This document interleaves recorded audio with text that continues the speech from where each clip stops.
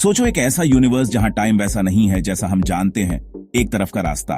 क्या हो अगर टाइम लूप करे, ट्विस्ट करे और अपने आप में स्पाइरल की तरह घूम जाए, एक ऐसी जगह जहां आप फ्यूचर को जो समझते हैं वो पास्ट बनकर वापस आ जाए।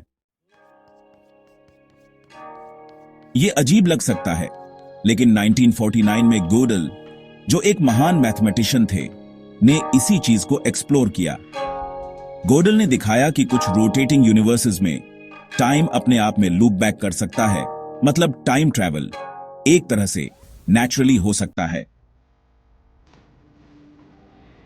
गोडल ने आइंस्टाइन के जनरल रिलेटिविटी इक्वेशंस का एक सॉल्यूशन दिया, जहां उन्होंने एक ऐसे यूनिवर्स के बारे में बताया जो रोटेट कर रहा था और जिसमें close time like curves CTCs बन सकती थी। ये कर्व्स स्पेस टाइम में ऐसे पाथ्स हैं जो लूप बनाकर वापस आ जाते हैं, जिससे कोई ऑब्जेक्ट अपने पास्ट में वापस जा सकता है। कुछ समय तक ऐसा माना जाता था कि ये सॉल्यूशंस बस मैथमेटिकल क्यूरियोसिटीज हैं जिनका कोई फिजिकल रेलेवेंस नहीं है, लेकिन इनके इंप्लीकेशंस बहुत गहरे हैं। गोडल के रोटेटिंग यूनिवर्स में जाने से पहले क्विकली रिकैप करते हैं कि स्पेस टाइम क्या है। आइंस्टाइन के अनुसार स्पेस टाइम यूनिवर्स का फैब्रिक है। यह स्पेस और टाइम का कॉम्बिनेशन है जो आपस में जुड़ा हुआ है।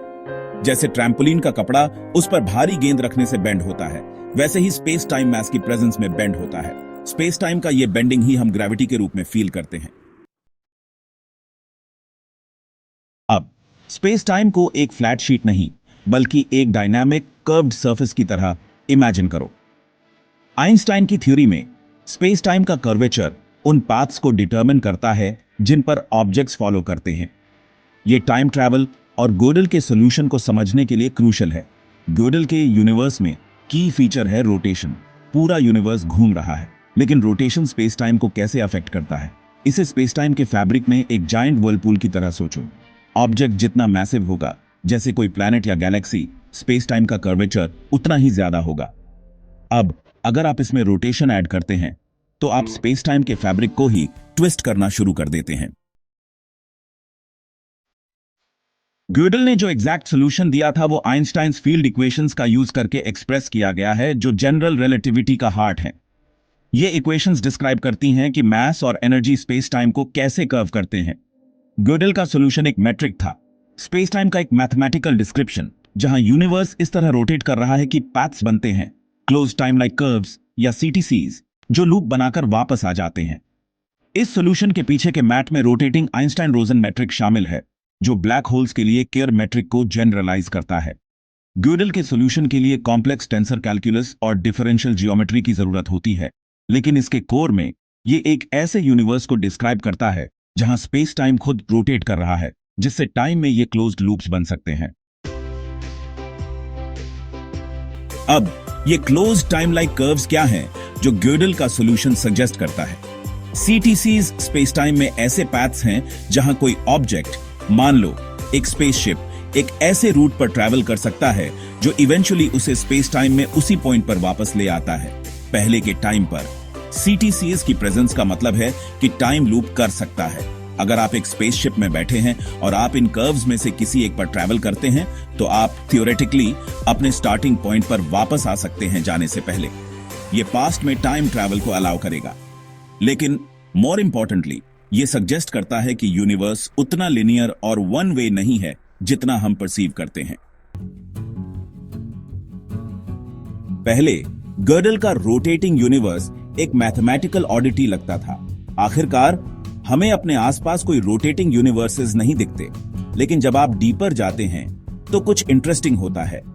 ये रोटेटिंग यूनिवर्सेस स्पेस टाइम के फंडामेंटल स्ट्रक्चर के बारे में इंसाइट्स देते हैं, even if they physically realize नहीं है हमारे यूनिवर्स में। एक चीज जो गोडल का यूनिवर्स रिवील करता है वो ये है कि टाइम एक एब्सोल्यूट रिजिड कॉन्सेप्ट नहीं है। जनरल रिलेटिविटी के कुछ सॉल्यूशंस में स्पेस टाइम का स्ट्रक्चर ऐसे पैथ्स अलाउ कर सकता है जो लूप बनाकर वापस आ जाते हैं। यह सजेस्ट करता है कि सर्टेन कंडीशंस में पास्ट में टाइम ट्रैवल यूनिवर्स के स्ट्रक्चर का एक नेचुरल पार्ट हो सकता है। यहां हम स्पेक्युलेटिव होते हैं और करंट फिजिक्स की बाउंड्रीज को पुश करते हैं। क्या होगा अगर हम गोडल के सॉल्यूशन को लें और उसे नोन सॉल्यूशन से आगे पुश करें? क्या हो अगर एक कॉस्मिक मल्टीवर्स है जहां हर यूनिवर्स अलग अलग तरीके से रोटेट कर रहा है? क्या ऐसे और यूनिवर्सेस हो सकते हैं जहां टाइम फंडामेंटली डिफरेंट तरीके से ऑपरेट करता है, जहां क्लोज टाइम लाइक कर्व्स सिर्फ पॉसिबल ही नहीं बल्कि कॉमन भी हों? चलो एक वाइल्ड गैस लगाते हैं। मान लो हम किसी तरह एक रोटेटिंग यूनिवर्स क्रिएट कर लेते हैं, शायद कॉस्मिक स्ट्रिंग्स या ब्लैक होल्स के मैनिपुलेशन के थ्रू। हम क्या ऑब्जर्व कर सकते हैं? अब प्रेडिक्ट करते हैं कि अगर यह आइडिया ट्रू होता तो क्या होता।